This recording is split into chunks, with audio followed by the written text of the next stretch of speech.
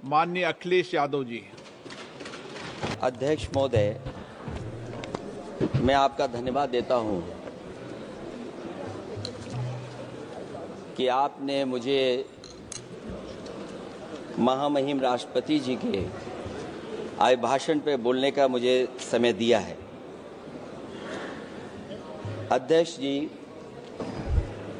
मैं सबसे पहले आपका अभिनंदन एवं अभिवादन करते हुए आग्रह करना चाहूँगा कि मुझे बोलने के लिए जो समय दिया है, मैं उसमें से 2 मिनट का समय महाकुंभ हादसे का शिकार लोगों की आत्मा की शांति के लिए खड़े होकर के मौन रखना चाहूँगा।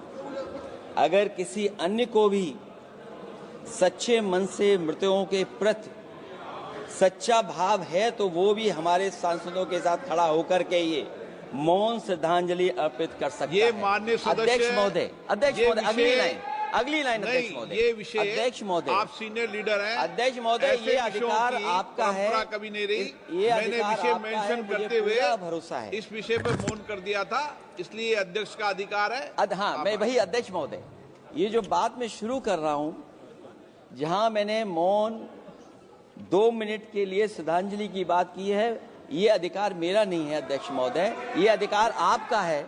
मुझे पूरा भरोसा है आप पर कि जब अभिभाषण की चर्चा खत्म हो रही होगी उस समय 2 मिनट का मौन श्रद्धांजलि जरूर दी जाए जो श्रद्धालुओं की जान गई है। नहीं अध्यक्ष महोदय, नहीं अभी 1 मिनट दे, आप लोग कुछ मत बोलो। नहीं कुछ नहीं। अध्यक्ष महोदय, अभी तो अध्यक्ष महोदय मैंने बात शुरू नहीं की है, और जिन लोगों को तकलीफ है और जिनको दुख होना चाहिए उनके बारे में मैं, हालांकि वो बात मैं बाद में कहना चाहता था महाकुंभ के बारे में, लेकिन अध्यक्ष महोदय क्योंकि बहुत सारे माननीय सदस्य ये सुन नहीं सकते हैं, इसलिए मैं बात वहीं से शुरू करता हूं। आप देश के परम अभिभावक होने के नाते हमारा आपसे अनुरोध है कि जहां सरकार बजट के आंकड़े लगातार दे रही है, और जब मैंने अभिभाषण पढ़ा अध्यक्ष महोदय, बहुत सारे आंकड़े सरकार ने दिए हैं। आंकड़े देने से पहले महाकुंभ में मरने वालों के आंकड़े भी दे दें। महाकुंभ की व्यवस्था के बारे में स्पष्टीकरण देने के लिए मेरी मांग अध्यक्ष महोदय, सर्वदलीय बैठक बुलाई जानी चाहिए। महाकुंभ आपदा प्रबंधन व खोया पाया केंद्र की जिम्मेदारी सेना को दी जाए। महाकुंभ हादसे के शिकार लोगों की मृत्यु, घायलों का इलाज, दवाइयों, डॉक्टर, भोजन पानी, परिवहन की उपलब्धता का आंकड़ा संसद में पेश किया जाए। महाकुंभ हादसे के लिए जिम्मेदार लोगों पर, महाकुंभ हादसे के लिए जिम्मेदार लोगों पर घोर दंडात्मक कार्रवाई हो। जिन्होंने सच छिपाया है उनको दंडित किया जाए। अध्यक्ष महोदय, हम डबल इंजन की सरकार से पूछते हैं, अगर अपराध बोध नहीं था तो आंकड़े दबाए, छिपाए और मिटाए क्यों गए हैं? सच छिपाना और मिटाना भी तो अपराध है। इसका दंड कौन भुगतेगा अध्यक्ष महोदय? जहां इंतजाम होना चाहिए था वहां प्रचार हो रहा था।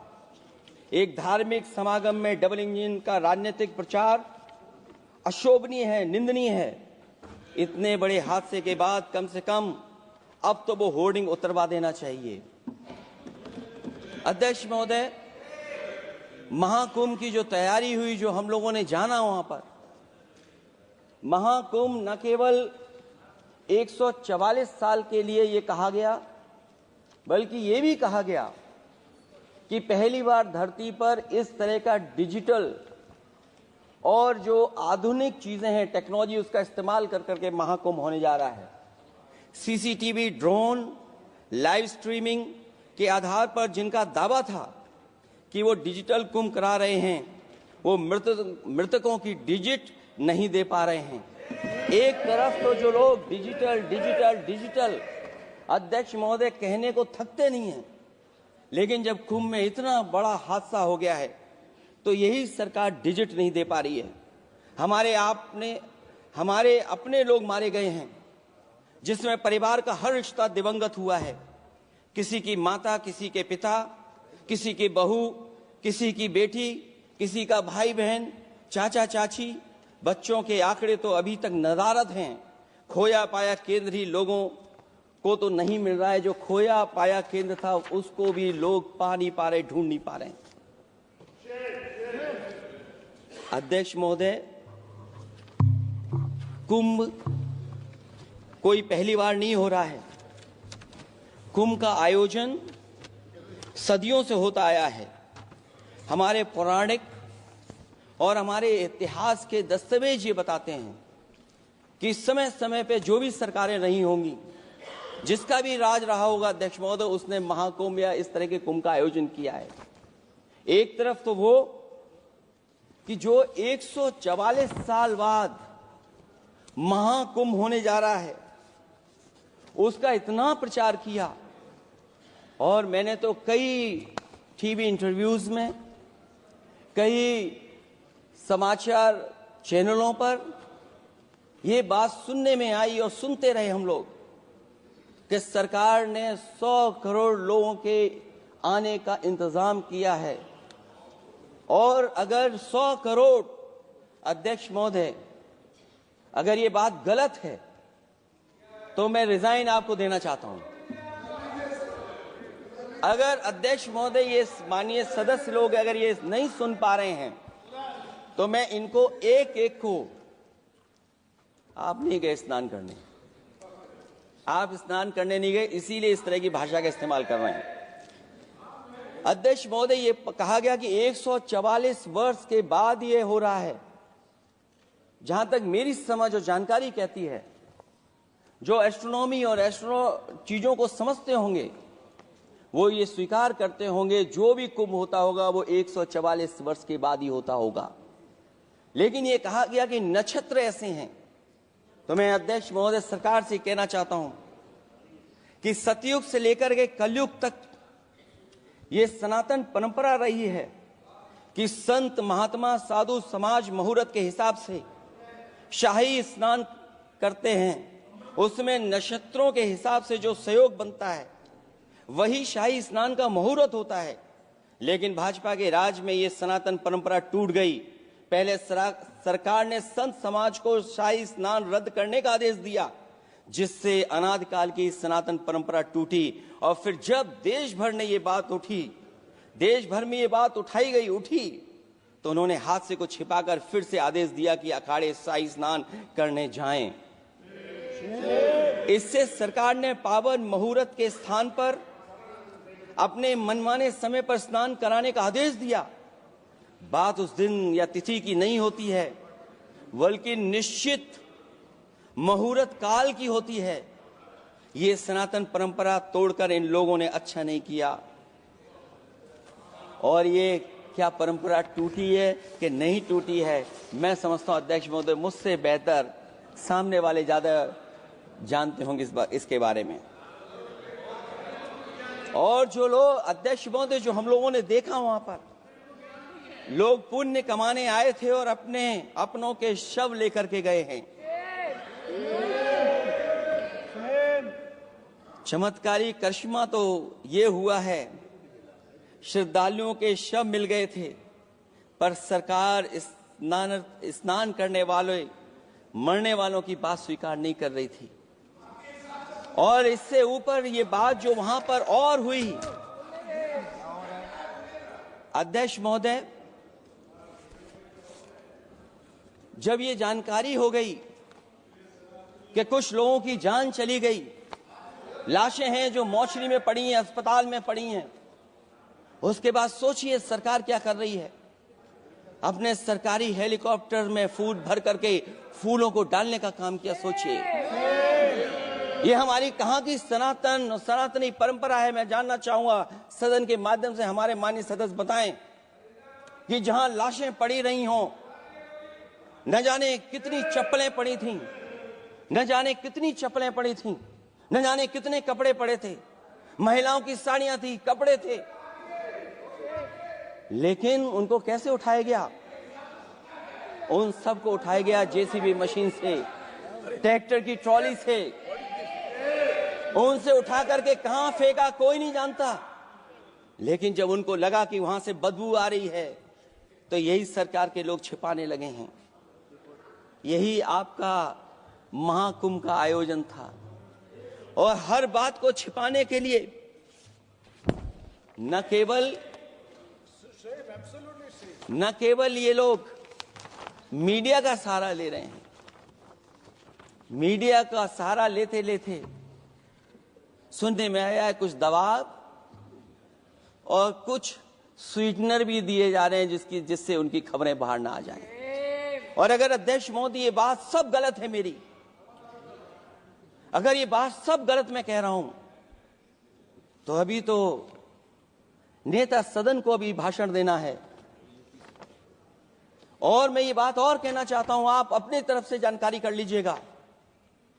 हमारे उत्तर प्रदेश के मुख्यमंत्री जी ने शोक नहीं प्रकट किया था। जब देश की राष्ट्रपति और प्रधानमंत्री जी ने शोक प्रकट किया, उसके बाद 17 घंटे बाद सरकार ने स्वीकार किया। अध्यक्ष मोदी, ये वो लोग हैं जो आज भी कोई सच्चाई स्वीकार नहीं कर सकते। इनका रास्ता क्या है मैं नहीं जानता हूं, कहां ले जाना चाहते हैं। लेकिन जब अध्यक्ष महोदय मैंने अभिभाषण पढ़ा है राष्ट्रपति महोदया का, तो वही पुरानी बातें कि 12 करोड़ शौचालय बन गए हैं, 10 करोड़ गैस कनेक्शन हो गए हैं, 80 करोड़ लोगों को राशन दिया जा रहा है, 25 करोड़ लोगों को मिडिल क्लास में शामिल कर दिया गया, न्यू मिडिल क्लास में शामिल कर दिया गया। 80 और 85 को अगर हम जोड़ दें अध्यक्ष महोदय 105 करोड़ हो गए। बच्चों को और जोड़ दें तो सरकार अध्यक्ष महोदय किसके लिए काम कर रही है? किसके लिए काम कर रही है? अगर 80 को राशन दें, 25 को न्यू मिडिल क्लास में जोड़ दें, 105 करोड़ हो गए। और जो बाकी बचे हैं हमारे देश की आबादी, जिसको 140 करोड़ बता रहे हैं, उसमें कम से कम बच्चे कुछ तो संख्या होगी, आधी आबादी की संख्या होगी। अगर उसको हम बाहर निकालें तो आगे आज सरकार किसके लिए काम कर रही है? वही बात पुरानी सुनने को मिलती है कि राष्ट्रीय मिलिट्री स्कूल बन गए हैं, राष्ट्रीय मिलिट्री स्कूल जिनमें बालिकाओं की भर्ती शुरू हो गई है। अध्यक्ष महोदय, ये एक बता दें जो नया इन्होंने 10 साल के अंदर राष्ट्रीय मिलिट्री स्कूल खोला हो। और कंफ्यूज मत होना, राष्ट्रीय मिलिट्री स्कूल कौन से होते हैं, सैनिक स्कूल कौन से होते हैं, ये कंफ्यूज मत होना। 10 साल में सोचिए अध्यक्ष महोदय, एक भी नया राष्ट्रीय मिलिट्री स्कूल नहीं खोला है। अगर खोला हो तो सरकार जरूर बताए। जो लोग कहते हैं हम ईज ऑफ डूइंग रिसर्च कर रहे हैं, अध्यक्ष महोदय इनकी ईज ऑफ डूइंग रिसर्च हमने देखी है। इनकी ईज ऑफ डूइंग रिसर्च अपनी इमेज चमकाने के लिए और दूसरे की इमेज बर्बाद करने के लिए ईज ऑफ डूइंग रिसर्च चल रही है। ईज ऑफ डूइंग बिजनेस, मैं देखता हूं जहां कहीं भी इन्वेस्टमेंट मीट होती है, देश के सभी मंत्री वहां पहुंच जाते हैं, सरकार के मुखिया भी जाते हैं वहां। मुझे याद है उत्तर प्रदेश में सबसे बड़ा आयोजन हुआ था इन्वेस्टमेंट मीट का। न केवल इन्वेस्टमेंट मीट इन्वेस्टर्स को बुलाया गया था, बल्कि डिफेंस एक्सपो के भी कार्यक्रम कई हुए थे। और अध्यक्ष महोदय भरोसा ये दिलाया गया था कि जो एमओयू हो रहे हैं 40 लाख करोड़ के, उसको जमीन पर उतार लिया जाएगा। मैं इन्हीं डबल इंजन की सरकार से जानना चाहता हूं कि जो 40 लाख करोड़ के एमओयू हुए उसमें कितना जमीन पर यह सरकार उतार पाई है। कहीं ऐसा तो नहीं है कि सरकार के डबल इंजन आपस में ही टकरा रहे हों। अब तो जो खबरें हम लोग पढ़ते हैं, न केवल इंजन टकरा रहे हैं अध्यक्ष महोदय, अब तो डब्बे भी टकराने लगे हैं। सुना है क्योंकि दिल्ली में चुनाव है, आप इंजीनियर की डब्बा हैं, ये हमारे पुराने माननीय सदस्य हैं, आप हम एक हैं, बस जगह अलग बदल गई। जिस विभाग के मंत्री हैं वो हमारा ही काम है, आप लोग अच्छा नहीं कर रहे हैं। अध्यक्ष महोदय, दिल्ली का चुनाव है तो मैंने राष्ट्रपति जी के अभिभाषण में सुना कि यहां पर मेट्रो की जो दूरी है वो दुगनी कर दी गई है, पटरी दुगनी कर दी गई है, एक्सपेंशन हो गया है इतना। अध्यक्ष महोदय, मैं स्वीकार करता हूं दिल्ली का चुनाव है, एक्सपेंशन की बात करेंगे, लेकिन कभी आपने क्यूटो का नाम सुना है? आपने वेनिस का नाम सुना है? मैं अध्यक्ष महोदय आपके माध्यम से, जिसको क्यूटो बनाने के लिए सपना देखा गया था, 10 साल पूरे हो गए हैं, अभी तक वहां पर मेट्रो की शुरुआत नहीं कर पाए हैं। और अध्यक्ष महोदय, मैं ये बात इसलिए कह रहा हूं, अध्यक्ष महोदय मैं इसलिए बात कह रहा हूं कि जिस समय समाजवादी सरकार थी, जितनी भी मेट्रो आज यूपी में चल रही हैं, सब की सब समाजवादियों की देन है, एक भी आपकी देन नहीं है। और इस समय पर मैं याद करना चाहता हूं, उस समय देश के प्रधानमंत्री मनमोहन सिंह जी को जब मैं पहली बार मुख्यमंत्री बनकर के उनसे मिलने गया था, मैं बहुत सारे उनके काम उत्तर प्रदेश के लेकर के गया था। आज वो हमारे बीच नहीं हैं, लेकिन कम से कम उन्हें इसी बात से याद कर रहे हैं, जो जो मैंने काम उस समय दिए थे, एक एक काम उस समय के प्रधानमंत्री जी ने मेरा पूरा कर करके, और उसका परिणाम ये हुआ है अध्यक्ष महोदय, और उसका परिणाम ये हुआ है कि आज उत्तर प्रदेश में जितनी भी मेट्रो चल रही है, चाहे वो लखनऊ की हो, कानपुर की हो, आगरा की हो, नोएडा की हो, ग्रेटर नोएडा को जोड़ रही हो, दिल्ली को जोड़ रही हो। और अध्यक्ष महोदय, जिस समय उद्घाटन हुआ था दिल्ली से नोएडा को जोड़ने वाली मेट्रो का, उस समय देश के प्रधानमंत्री एक विदेश के बहुत बड़े उनके साथ बैठ करके गए थे उद्घाटन करने। वो अगर किसी ने काम किया था पूरा, तो नोएडा अथॉरिटी और समाजवादी सरकार ने, उसमें आपकी देन कोई नहीं थी। ये बात मैं मेट्रो की इसलिए कर रहा हूं कि जो लोग दिल्ली में मेट्रो बना रहे हैं, वो बनारस में मेट्रो क्यों नहीं बना पा रहे हैं? और दिल्ली का विकास अपने आप हो जाएगा, बस ये जो भारतीय जनता पार्टी की दिल्ली वाली सरकार है वो हस्तक्षेप करना बंद कर दे। अध्यक्ष महोदय, रिवर लिंकिंग का कार्यक्रम कुछ दिन पहले प्रधानमंत्री जी ने किया। अध्यक्ष महोदय, मैं आपके माध्यम से, जहां किसानों के लिए एक नई चीज आ रही है, जिससे कि न केवल उनकी खेती बाड़ी बल्कि बहुत सा सुधार दिखाई देगा। खेती बाड़ी को भी पानी मिलेगा, पीने का भी पानी होगा। इंटरलिंकिंग पुरानी योजना है, और मुझे याद है जब पहली बार उसका MOU साइन हुआ था, उस समय दोनों प्रदेश के मुख्यमंत्री शामिल थे,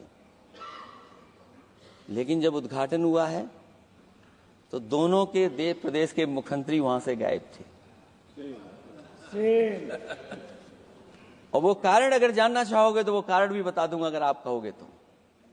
जहां इंटरलिंकिंग हो रही रिवर की, ये अच्छी योजना है। 40,000 करोड़ रुपए आप खर्च करने जा रहे हैं। लाखों लाख जमीन उत्तर प्रदेश और मध्य प्रदेश की सिंचाई के लिए शामिल हो जाएगी, लोगों को पीने का पानी मिलेगा। लेकिन जिनकी जमीन जाएगी, उन किसानों को, गरीबों को क्या सरकार मदद कर रही है? लैंड एक्विजिशन मैंने भी की एक समय पर, और मुझे याद है अध्यक्ष महोदय, जब मैंने लैंड एक्विजिशन किया था, उसमें भारत का ये लैंड एक्विजिशन एक्ट नहीं आया था। मैंने किसानों से बातचीत की थी और किसानों से समझाया कि ये योजना से, परियोजना से क्या लाभ होने जा रहा है। वहां के किसान तैयार हो गए, और उसका परिणाम ये था कि 21 महीने में देश का सबसे बेहतरीन एक्सप्रेसवे और जमीन एक्वायर कर करके हम लोगों ने बना करके दिखा दिया। और जब उद्घाटन हुआ था तो उसमें भारतीय वायुसेना के विमान सुखोई और मिराज को उतार करके हम लोगों ने उद्घाटन किया था उसका। ये बात मैं इसलिए बता रहा हूं, जिस हाईवे पर देश के प्रधानमंत्री उतरे थे और उद्घाटन के बाद प्रधानमंत्री जी के पीछे पीछे कोई चल करके आया था,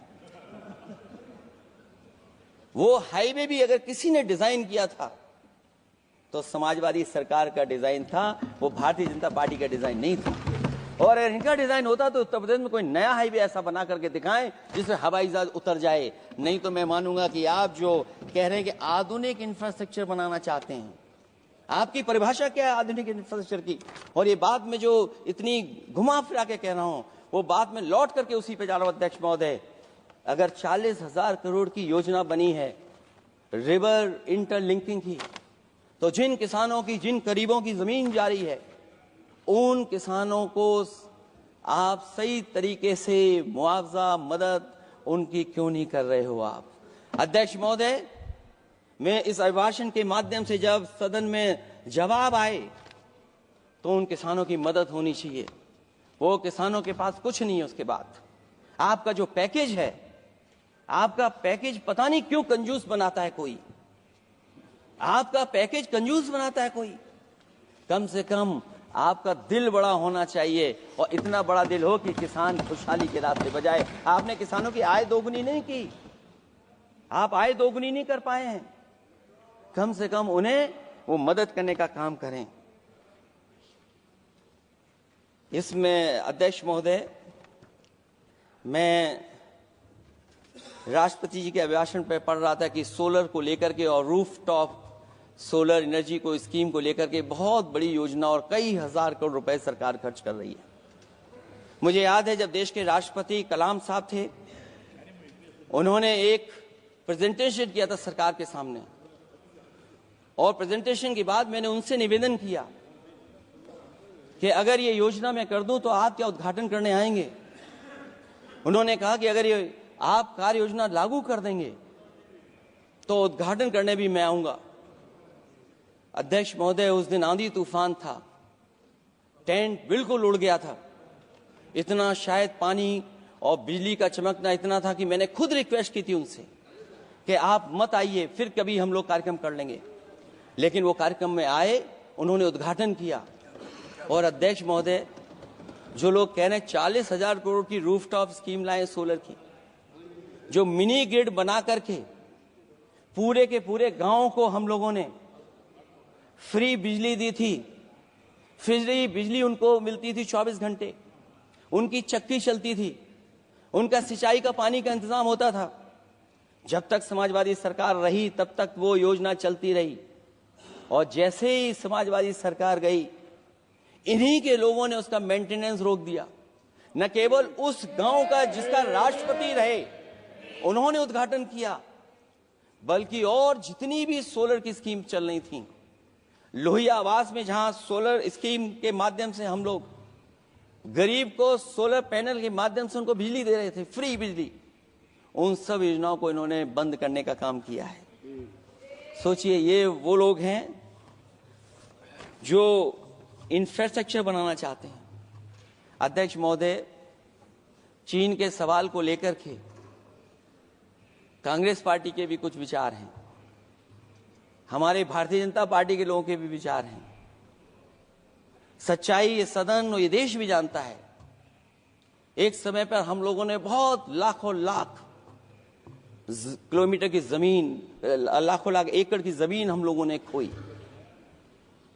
और अब उसी रास्ते पर भारतीय जनता पार्टी चल रही है। अध्यक्ष महोदय, सवाल यह है, जमीन खोने के साथ साथ भारतीय जनता पार्टी स्वीकार नहीं कर रही है कि जमीन चीन ने कब्जा की है। और ये बात अगर हम लोग कह रहे हैं तो जो अखबारों में खबरें निकलती हैं, टीवी पे कभी कभी खबरें आती हैं, अध्यक्ष महोदय सरकार को कहिए कि ऐसे चैनल, ऐसे अखबारों पे एफआईआर लिखा कर उन्हें जेल भेज दो, क्योंकि कुंभ की जो खबर चलाना चाहते थे, कुंभ की जो खबर देना चाहते थे, उन कुछ साथियों पे आपने एफआईआर लिखा दी है। अगर कुंभ पर सच्ची खबर दिखाने वालों पे आप एफआईआर लिखा सकते हैं, तो फिर चीन की खबर जो खबर चला रहे हैं उस पर भी आपको एफआईआर लिखानी चाहिए। दूसरा, हमारा एक जाति जनगणना का मसला बहुत पुराना है, ये कोई नया नहीं है।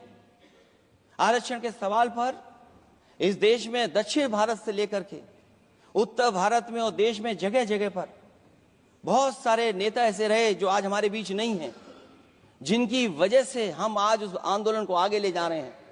बाबा साहब भीमराव अम्बेडकर जी का जो संविधान है, उसके तहत जो हमें हक अधिकार मिले हैं, आरक्षण की व्यवस्था है, उस व्यवस्था को और मजबूत बनाने के लिए जाति जनगणना होना चाहिए। उसके पक्ष में अब तो कांग्रेस पार्टी भी है। एक समय था जब कांग्रेस पार्टी उस पक्ष में नहीं थी। और अध्यक्ष महोदय, मैं बड़ी जिम्मेदारी के साथ कहना चाहता हूं, अगर उसी समय कांग्रेस पार्टी भी पक्ष में होती तो आज हमें आपके सामने खड़ा नहीं होना पता, मांगना नहीं पड़ता जाति जनगणना। लेकिन अध्यक्ष महोदय, मैं अपने कांग्रेस पार्टी के साथियों से भी कहना चाहूंगा, अध्यक्ष महोदय, मैं कांग्रेस पार्टी के साथियों से भी कहना चाहता हूं, हम आपके साथी हैं और इस मुद्दे पे तो हम आपके साथ और आपके आगे भी चल करके आपका साथ दे देंगे। अब जाति जनगणना को कोई नहीं रोक सकता है। एक दिन ऐसा आएगा अध्यक्ष महोदय, एक दिन ऐसा आएगा, कोई टकरार नहीं है, आपके इंजन जैसे नहीं है। आपका एक इंजन, अध्यक्ष महोदय, ये अध्यक्ष महोदय, हम तो, मुझे कभी कभी ये लगता है कि प्रधानमंत्री जी जितना अपने लोगों को ध्यान दे करके समझाते हैं, इतना ये समझते ही नहीं है। वो अध्यक्ष महोदय, वो सबसे ज्यादा सोशल मीडिया के बारे में जानकारी रखते हैं। आप भी जानकारी रखा करो। अगर आप जानकारी रखोगे तो आपको सच्चाई पता लग जाएगी। एक इंजन ने नमस्कार नहीं किया था दूसरे इंजन को, अगर याद हो तो पता कर लें। और ये बात अगर छिपी हुई हो, ऑनरेबल मेंबर, अध्यक्ष महोदय, अभी तो मैंने शुरू नहीं किया, मेरा लिखा हुआ बहुत लंबा है। कंक्लूड करें, आप समाप्त करें प्लीज। और अध्यक्ष महोदय, एक सवाल और बड़ा उठा है, नौकरी को लेकर के, रोजगार को लेकर के, और हमारे भारत की जो मैन्युफैक्चरिंग सेक्टर है उसको बढ़ावा कैसे दिया जाए। चीन जैसा देश केवल एक पे हमला नहीं कर रहा है अध्यक्ष महोदय, आपकी जमीन भी छीन रहा है और आपका बाजार भी छीन रहा है। और ये बात अगर गलत हो तो सरकार हमें बताए, वो आंकड़े दे। अगर कांग्रेस पार्टी का रास्ता था तो आपका रास्ता कांग्रेस पार्टी का क्यों है? अगर कांग्रेस पार्टी का वो रास्ता था तो आपका रास्ता क्यों है वो? मैं तो जानता हूं जिस दिन उनके सहयोगी साथी समझ लेंगे, वो भी साथ छोड़ जाएंगे। दूसरा जो सवाल कहा गया है अध्यक्ष महोदय, जिस समय बाजार खोला गया, जिस समय हमारा व्यापार के लिए पूरा बाजार खोल दिया, हमसे ज्यादा वित्त को समझने वाले इकोनॉमिस्ट और बहुत सारे जानकार लोग, वो मुझसे बेहतर समझते होंगे, लेकिन मैं ये बात समझता हूं कि जिस समय बाजार खोला गया उस समय ध्यान उतना हमारे देश की अर्थव्यवस्था पर नहीं रखा गया। अगर उसी समय पर मैन्युफैक्चरिंग सेक्टर को जिस जिम्मेदारी से रखना चाहिए था नहीं रखा गया, अगर उस समय रखा गया होता तो शायद अध्यक्ष महोदय हम लोग चीन से आगे निकल गए होते। आज चीन आगे है, हम लोग पीछे हैं। क्या आप इनको ज्ञान दे रहे हो क्या? अध्यक्ष महोदय, अपना रास्ता तो वही है, साइकिल वाला। इसलिए अध्यक्ष महोदय, अगर मेरा समय है अभी, क्योंकि मैं बहुत कुछ लेकर के आऊं, और जहां तक इंफ्रास्ट्रक्चर की बात है, आप कहते हैं कि देश का आधुनिक इंफ्रास्ट्रक्चर बनेगा, न केवल उसके नागरिकों को एक बेहतर जीवन देश की नई पहचान देता है, बल्कि देश को एक नया आत्मविश्वास भी देता है। अरे अगर ये बात सच है तो अध्यक्ष महोदय, मैं वो बात कहना चाहता हूं कि 2022 के चुनाव से पहले एक बुंदेलखंड एक्सप्रेस वे बनाया गया था, और जिसकी तैयारी को लेकर के देश के प्रधानमंत्री जी गए थे। कितनी सजावट हुई थी, कितनी तैयारी हुई थी। जो हमारे बुंदेलखंड के साथी माननीय सदस्य चलते होंगे बुंदेलखंड के एक्सप्रेसवे पर, वो जानते होंगे। प्रधानमंत्री जी उद्घाटन करके गए, पानी बरस गया, बुंदेलखंड बह गया, एक्सप्रेसवे बह गया। और सोचिए अध्यक्ष महोदय, कब उद्घाटन किया था आपने? 22 में, और आज भी मेंटेनेंस चल रहा है उसमें। 22 के बाद से आज तक भी मेंटेनेंस चल रहा है। और कहीं अगर आपने जो गाड़ियां बाजार में ला दी हैं, जो बाजार में आजकल अध्यक्ष महोदय जो गाड़ियां आ गई हैं, अगर वो कहीं अपनी रफ्तार से चलेंगी तो या तो पेट दर्द होगा या कमर का दर्द होगा, दोनों में से एक के लिए तो इलाज जाना ही पड़ेगा। और वो कितने हजार करोड़ का बना? 14,000 करोड़ का। इसी तरह गोरखपुर लिंक एक्सप्रेसवे यूपी में 91 किलोमीटर, जो हमारे रोड की जानकारी रखते होंगे, एनएचआई की जानकारी रखते होंगे, वो जानते होंगे कि गोरखपुर लिंक जो 2022 में शुरू हो जाना चाहिए था, वो अभी तक शुरू नहीं हो पाया। वो 91 किलोमीटर का 7,283 करोड़ का बन रहा है। जो पूर्वांचल एक्सप्रेसवे, कभी समाजवादी सरकार ने उसको डिजाइन किया, उसको सब कुछ आगे बढ़ाया, वो 340 किलोमीटर का 22,000 करोड़ के लगभग का बना है। लेकिन जहां तक मैं बना करके छोड़ गया वहां से आगे नहीं बढ़ा। और अगर वो बढ़ गया होता तो बिहार और बंगाल के लोगों के लिए बहुत रास्ता आसान हो जाता। इसी तरह एक गंगा एक्सप्रेसवे बन रहा है, जिसके बारे में सरकार ने ये कहा कि हम कुंभ से पहले शुरू कर देंगे, कुंभ से पहले गंगा एक्सप्रेसवे शुरू हो जाएगा। अध्यक्ष महोदय, वो नहीं शुरू हो पाया। मुझे लगता है जिस रफ्तार से वो काम हो रहा है, अगला जब अर्ध कुंभ आएगा तब तक ही बन पाएगा वो। ये बातें मैं इसलिए बोल रहा हूं अध्यक्ष महोदय, क्योंकि यूपी को, बिहार को दे दिया, हमें कोई तकलीफ नहीं है। बिहार भी तरक्की करे, हम भी साथ देंगे बिहार का, कोई तकलीफ नहीं है। लेकिन यूपी में अगर कोई भी एक भारत सरकार के एनएचआई का एक्सप्रेसवे आया हो तो बता दे। एक भी कोई एक्सप्रेसवे दिया हो तब, जब देश के प्रधानमंत्री को 2 बार और नहीं तीसरी बार भी मौका दिया उत्तर प्रदेश ने। मैं अध्यक्ष महोदय आपका इशारा समझ रहा हूं। बाकी अध्यक्ष महोदय भाषण में अब बजट पे पढ़ दूंगा, मेरा बाकी भाषण बजट में होगा। मैं अपना भाषण खत्म करते हुए केवल इतना कहना चाहता हूं, मैं जो मेरे सुझाव आए हैं उन सुझावों को शामिल करे सरकार, और केवल प्रचार में न रहे सरकार। अध्यक्ष महोदय, मैं अपनी बात खत्म करने से पहले जो राष्ट्रपति जी ने कहा है, मैं भी सहमत हूं उससे। मैं उनकी सब लाइनें पढ़ना चाहता हूं। जो राष्ट्रपति महोदया जी ने कहा है, मैं उससे सहमत हूं। हमारा हिंदुस्तान 140 करोड़ आबादी वाला देश है।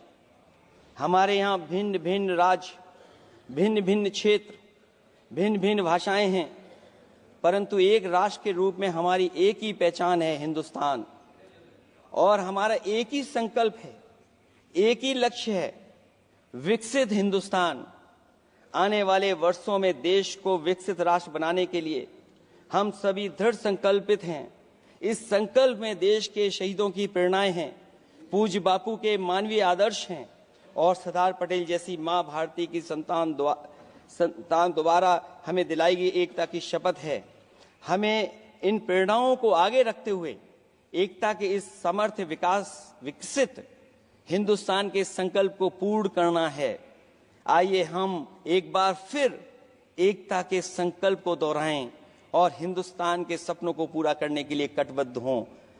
जब हम साथ मिलकर बढ़ेंगे तो हमारी भावी पीढ़ियां 2047 में अवश्य विकसित, सशक्त, समर्थ, समृद्ध, सोशलिस्ट, सेकुलर, डेमोक्रेटिक हिंदुस्तान देखेगी। मैं इतनी ही बात कहते हुआ, क्योंकि 10 बजट आपने पेश किए हैं, वो आप समझ गए होंगे, आप समझ गए बात को जो मैं कह रहा हूं। अध्यक्ष महोदय, जो बात मैं कह रहा हूं वो बात वहां तक पहुंच गई है। उनके चेहरे बता रहे हैं कि बात वो पहुंच गई है। और मैं अपने अंत में बस यही कहूंगा क्योंकि 10 बजट के बाद ये अभिभाषण सुन रहे हैं हम लोग। 11वां बजट आ गया है। बजट हो ऐसा जिसमें सबके लिए उम्मीदें हों, समृद्धि की दिवाली और खुशियों की ईद हो। बहुत बहुत धन्यवाद अध्यक्ष महोदय, मैं आपका धन्यवाद देता हूं और सभी माननीय सदस्यों का जिन्होंने सुनने का काम किया। बहुत धन्यवाद।